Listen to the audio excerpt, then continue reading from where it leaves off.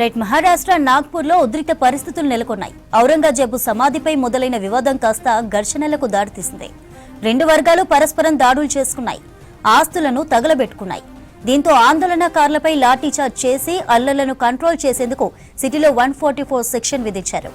కొట్వాలి, గణేష్పేట్, టెహసీల్స్, లాకడ్జాన్, పచ్పావోలి, Shantinagar, సక్కాదారా, నందన్వాన్, ఇమాంవాడా, యశోదారా Nagar, Kapil Nagar PS limits లో ఆంక్షలు కొనసాగుతున్నాయి.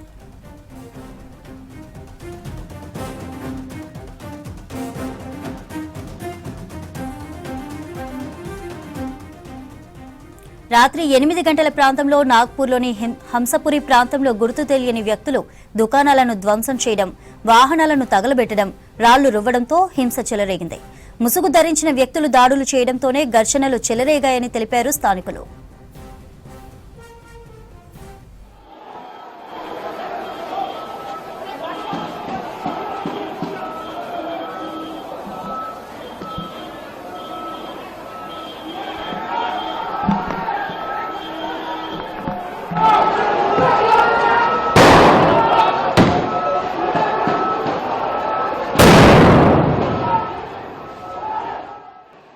నాగ్పూర్లో చెలరేగిన హింసను ఖండించారు ఏఐఎంఐఎం జాతీయ అధికార ప్రతినిధి వారిస్ పఠాన్.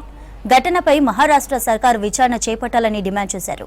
బీజేపీ విద్వేషాన్ని వ్యాప్తి చేయడంతోనే గొడవలు జరిగాయన్నారు.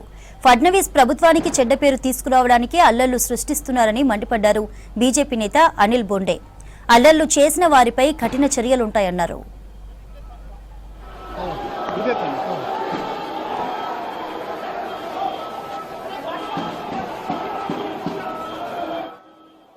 మహారాష్ట్ర నాగ్పూర్లో ఉద్రిక్త పరిస్థితులు నెలకొన్నాయి. ఔరంగజేబు సమాధిపై మొదలైన వివాదం కాస్త ఘర్షణలకు దారితీసింది. రెండు వర్గాలు పరస్పరం దాడులు చేసుకున్నాయి, ఆస్తులను తగలబెట్టుకున్నాయి. దీంతో ఆందోళనకారులపై లాఠీచార్జ్ చేసి అల్లర్లను కంట్రోల్ చేసేందుకు సిటీలో 144 సెక్షన్ విధించారు. కొట్వాలి, గణేష్పేట్, టెహసీల్స్, లాకడ్జాన్, పచ్పావోలి, శాంతినగర్, సక్కాదారా, నందన్వాన్, ఇమాంవాడా, యశోదారా నగర్, కపిల్ నగర్ పిఎస్ లిమిట్స్ లో ఆంక్షలు కొనసాగుతున్నాయి.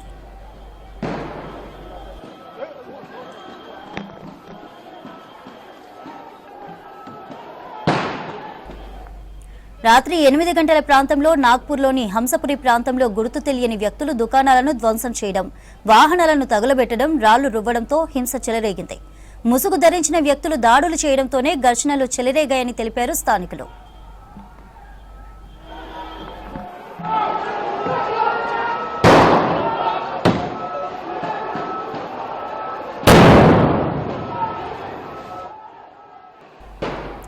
నాగ్పూర్లో చెలరేగిన హింసను ఖండించారు ఏఐఎంఐఎం జాతీయ అధికార ప్రతినిధి వారిస్ పఠాన్.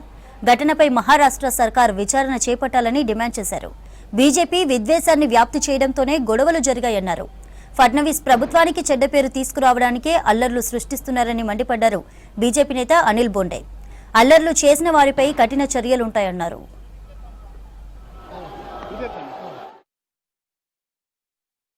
पुरजोर इससे खंडन करते हैं। वायलेंस नहीं होना चाहिए, सभी को कायदे कानून का पालन करना चाहिए। पर ये क्यों हुआ, किस लिए हुआ, ये सब चीज की पूरी तरह से महाराष्ट्र सरकार को जांच करनी चाहिए।